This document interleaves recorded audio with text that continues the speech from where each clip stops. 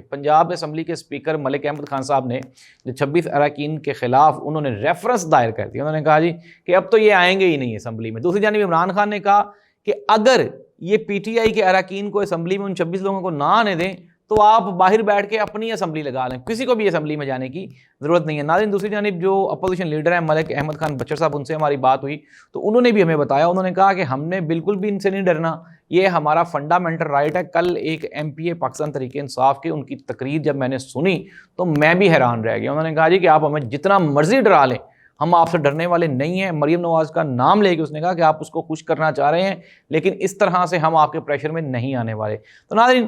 پنجاب میں انڈاؤٹڈلی مخصوص نشستیں ملنے کے بعد جو نون لیگ کی گورنمنٹ ہے وہ ڈومیننٹ تو ہو گئی، مضبوط تو ہو گئی، لیکن میں آپ کو یہ بتا رہا ہوں کہ اگر آپ ووٹ لے کے جب آئے ہی نہیں ہیں اقتدار میں، اسمبلی میں، تو پھر تو مرضی تو پنڈی والوں کی چلنی ہے نا۔ اور پنڈی والے اب اس چیز پہ وہ تھوڑا تھوڑا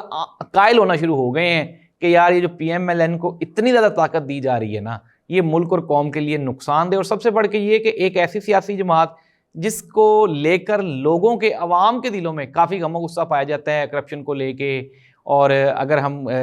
کریڈیبلٹی کی بات کریں، اگر ہم پرفارمنس کی بات کریں، اگر ہم شخصیات کی بات کریں، تو پی ایم ایل این کو پورے پاکستان میں اگر آپ نمبرنگ بھی دیں نا تو 100 میں سے ان بیچاروں کے وہی 17 نمبر ہی بنتے ہیں جس پہ یہ پاس بھی نہیں ہوتے۔